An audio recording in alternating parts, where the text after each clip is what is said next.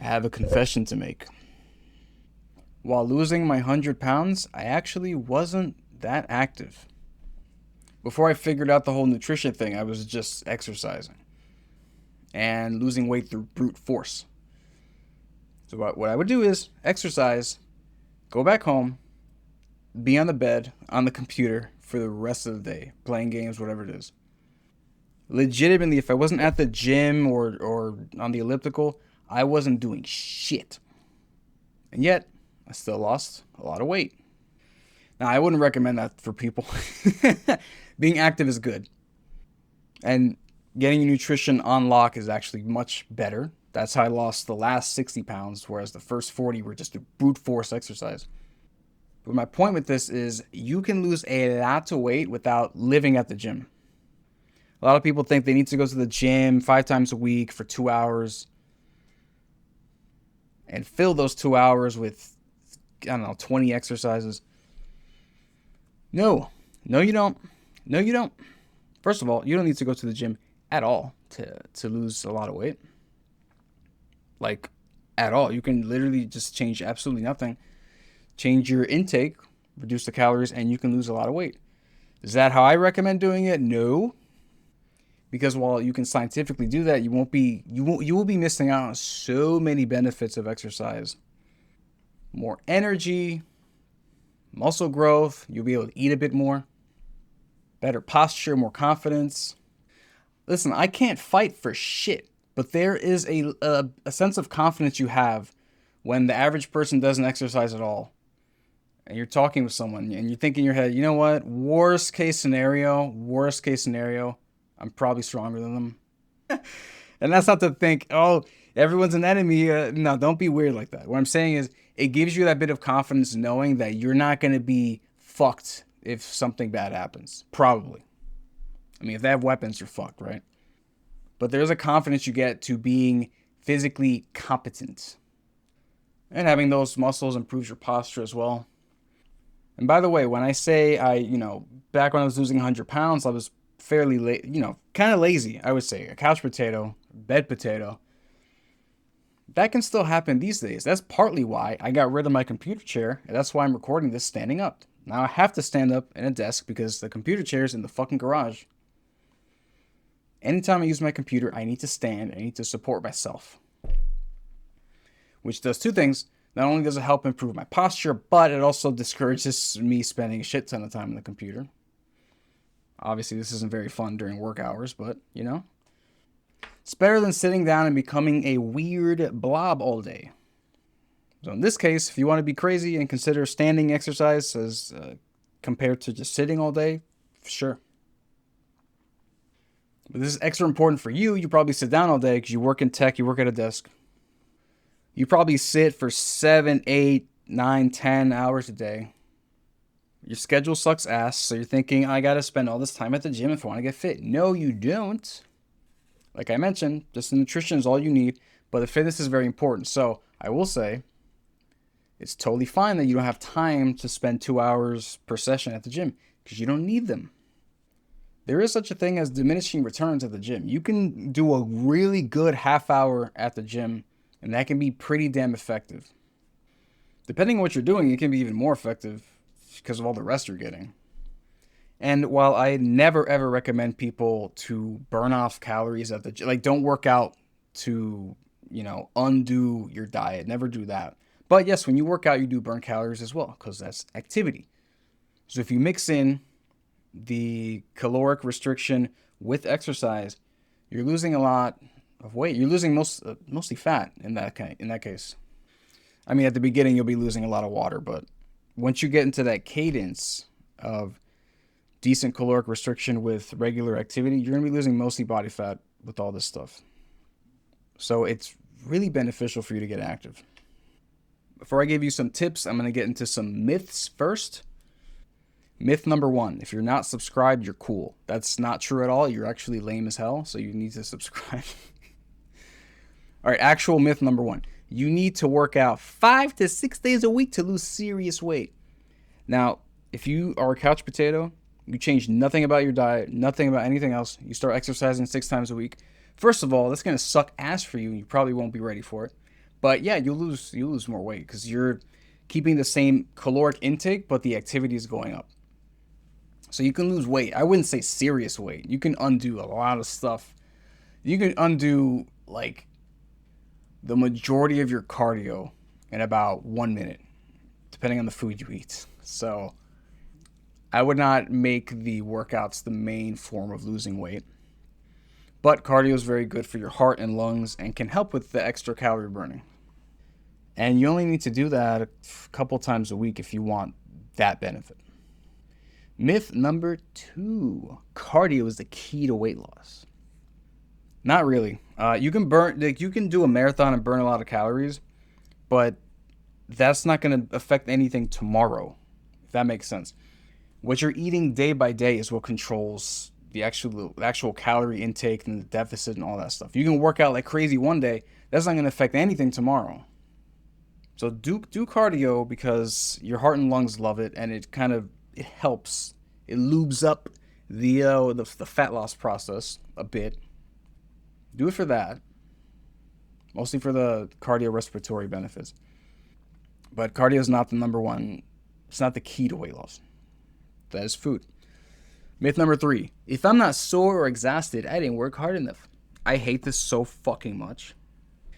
I would when I would train people in person, I would hear this a bunch. Say, "Oh man, I'm not sore today," or "Man, I feel sore. That's so good. I love going to fitness classes because I get sore. That means good." No, it means your body is not used to hard work. Listen, when you are consistently active, you're not sore that often. Even if it's challenging, you're not often sore because your body's used to this shit. Now, if you want to change things up, like noticeably increase the weight, noticeably increase the reps, or noticeably decrease the rest time, then yeah, you'll feel it the next day. And for me, recently, I started on certain days training till failure instead of doing the normal rep range, and good fucking god, I am sore. Why is that? Because the rep range is vastly different than before. Not because I did good. You can be very, very accomplished with your fitness and your exercise without feeling sore. Now, if you're a newbie, you're going to probably feel sore a lot, very often. But once you get used to it, and your body's like, all right, so we're putting in work. Okay, it's going to rise to the challenge. I'm not going to say you're never going to feel sore again. You can. It just won't happen unless you do something quote unquote new, as in there's something you haven't done ever or in a while that you are doing now. For example, if you only do regular squats and then you do some lateral lunges, you step to the side, do the lunge, get some weight on there, some dumbbells or something. Yeah, if you haven't done that in months, you're gonna feel sore in certain places. You haven't stressed those muscles that much in a while. That's why I like full body workout sessions, because you work out most things. So your body just gets used to this altogether. Myth number 4: I need a gym membership to lose weight. You don't need to go to the gym to lose weight. I recommend it for many reasons. Partial weight loss, but you don't need it to lose weight. You can work out at home. In fact, if the gym is too far or it's annoying, whatever it is, you can buy adjustable dumbbells for home, kettlebells, pull-up bar, TRX cable. You can do a lot at home, like a lot. But as I said before, most of the weight loss is through caloric intake, caloric control. But please exercise. Myth number 5, the final one: I lost weight before but gained it all back. My metabolism is broken. This is really stupid. No offense. The reason why you gain weight is probably because you made big changes to your life, you achieved a certain goal, and then you went back to quote unquote normal, and then your body went back to what it was when you considered it to be normal. The thing is, you're not supposed to make these big changes and then weight loss isn't a thing that you do something and then you are done. Weight loss is making changes that facilitate your body becoming slimmer, leaner, healthier. And you're supposed to incorporate those changes into your day-to-day life. Like, you're gonna have to change, period. How much? That's up to you. But there literally needs to be change for you to change. What's that saying? If nothing changes, nothing changes. So you have to do that. Now, yes, there is a certain point where you're gonna pull back on the change a little bit. Let's say you're losing weight, you're like 200 pounds, and you're trying to get to 175. You're gonna go at a caloric deficit for a while. When you get closer to 175, the deficit, I mean, you're gonna be taking in lower calories than before, a lot more, because your body is now smaller and needs even less to lose weight. So when you do reach 175, you can go back to the maintenance amount if you want. Although, be careful with that, because maintenance and the way the food labels are, it's not always an exact science. So you might just go, 177 this month or whatever, right? But the point is, you don't have to have that main deficit like you did before. You can go back to a maintenance amount. But all the changes you made to get from 200 to 175, they need to stick. As in any activity you picked up or the kind of like food observations, habits like that. A lot of those need to stick in order for you to maintain this 175 weight.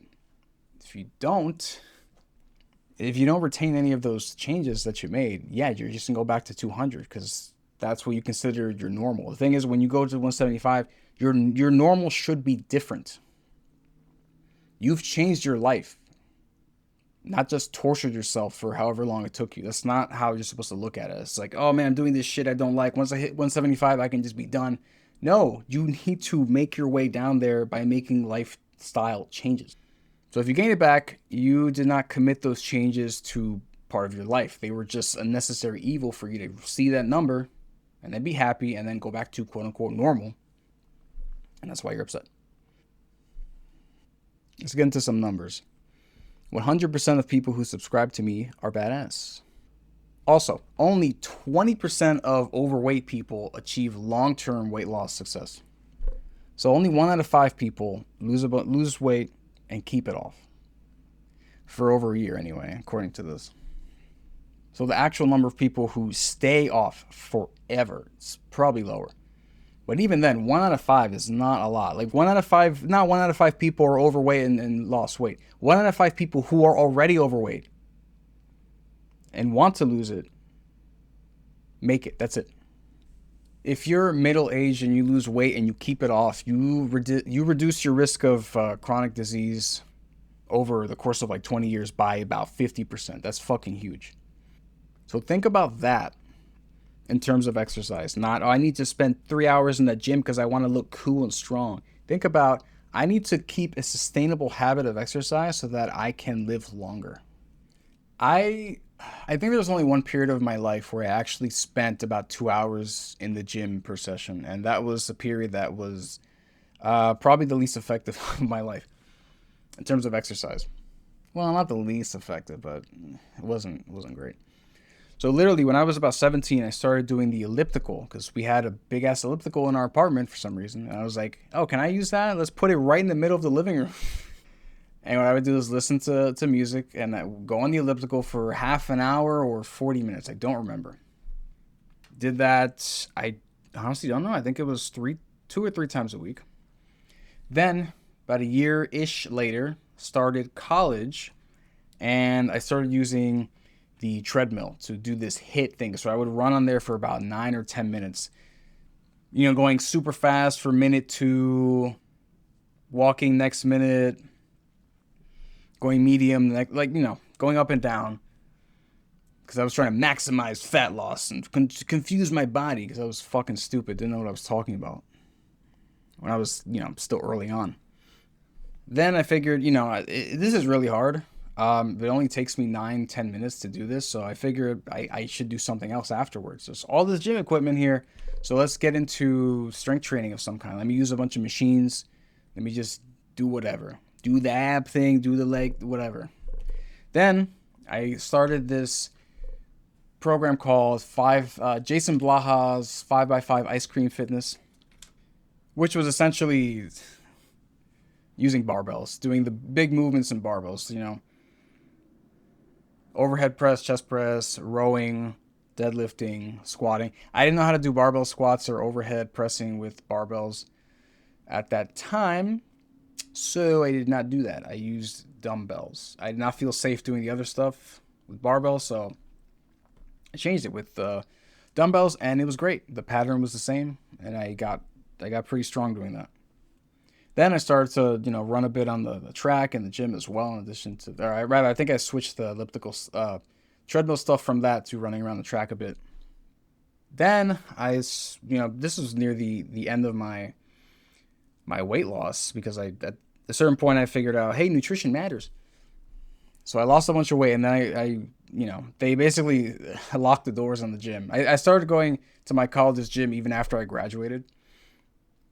I was trying to, but then they put a keypad on it, and it was only allowed for people who were on a sports team. And the other one, they made a new gym for just normal students, and you needed an ID to get in. And I'm like, fuck, I don't have one. I guess I can't go to this gym anymore. Whoops. So what I would do is there was another college right next to me. I'm talking like 2 blocks away.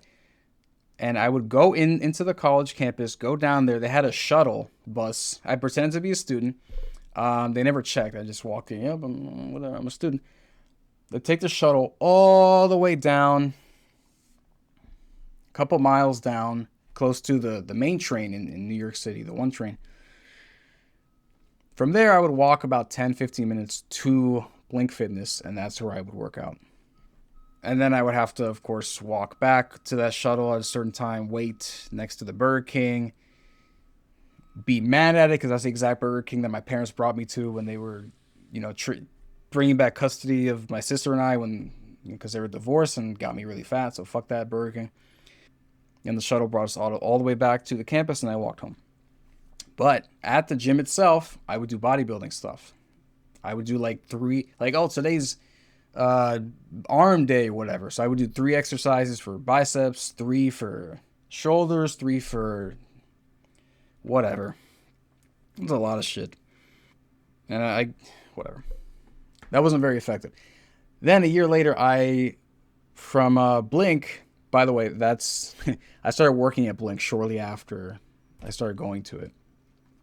And a year after I started working at Blink, I went to Equinox, and they had a lot of people who were pretty knowledgeable. So I started working more in terms of patterns instead of just, oh man, here's one little muscle group. Let me do a bunch of exercises for it.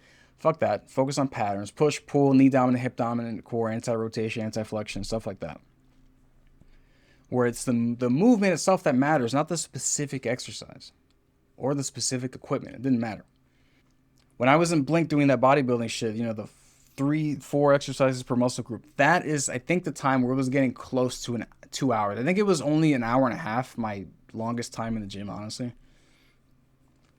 When I went to Equinox and started thinking more in patterns, eventually I just got to a point where I was just barbell squatting, barbell deadlifting, chest pressing, overhead pressing, barbell rowing, and that was kind of it. Each day I'd basically do, okay, squatting is the heaviest one today. When I'm doing the other stuff, they're going to be lighter. And the next time I would do it, okay, rowing is going to be the heaviest thing today. The other movements are going to be easier. Though I think that also took a while. Never 2 hours, but maybe an hour and a half or so. And then basically I got to a point after COVID, the gyms were closing, and I got stopped of hitting I was at 395 pounds for a deadlift. I was trying to get to 400, but gyms closed, and then that happened. So gyms opened back up again. I tried to hit 395 again, but I got weaker, so I worked my way back up to 395, and I'm like, I don't know if I care. And then months later, I'm thinking, man, I'm still young. I really want to break 400. So let's try. I had to work my way back up, man. My deadlift dropped. It was like 355 or something at that time, maybe 335. I had to work my way up over months. And then I hit 405 in, I don't know how long it was, but 4 or 5 months later or something like that. I don't know. Some months later, 3 to 5. I think 4. And it felt great. I did 405, and I think, you know what? I think I could probably do 415. But then I realized, like, why? Who gives a shit? It's just going to be numbers up forever. And this is no disrespect for people who work for strength. Strength is fun. It's really cool to have the numbers go up. But for me, I was thinking, I don't know, I kind of need something more. Like, I don't really care about the numbers going up so much. I don't really give a shit. So I changed more towards using kettlebells and body weight stuff and working on handstands, single arm push ups, pistol squats, fun stuff like that, using kettlebells for other things, dumbbells for some things. And still, never 2 hours. All of that helps me maintain an active lifestyle and encourage me to eat properly and not gain a shit ton of weight again. So you notice everything I said is super different. Like I started off doing ellipticals, I ended up doing fucking one arm push ups and swinging kettlebells around, right? Vastly different things. The weight loss still took. So my point is the way you exercise is not super duper important. As long as you focus on patterns, you will be well rounded. But in terms of weight loss, the exercise ain't that important. I'm gonna be real with you. It's mostly the intake. And obviously during all this time, my intake was good, relatively good. I was cognizant of what I'm mindful of what I'm eating. So just keep in mind, you can fit a good workout in like 30 minutes, maybe even less if you're not talking about like warm-ups and stuff like that. Honestly, just get a push, get a pull, get one or two things for your legs going in terms of exercise. Make sure it's challenging. Make sure you do at least 3 sets, and then you're good. Get the fuck out of the gym. It's fine. You can do this. Make sure your food is on point, and you're good. You don't need 2 hours to lose weight. I lost 100 with never in my... I don't think I've ever spent 2 hours in the gym, aside from if I went with a friend and we were like, you know, talking and stuff in between. Besides that, never. I don't think I've ever in my life spent 2 hours at a gym just working out. It's completely unnecessary. Unless you're a bodybuilder, in which case you're probably not listening to this. So just keep that in mind. Exercise can be short. It just needs to be effective. Count your fucking calories. Otherwise, you're not going to make it. Also, subscribe. Let me know if you've ever spent 2 hours in the gym and you're not a bodybuilder. Please let me know what the fuck you were doing. I'm very curious. Anyway, see you next time.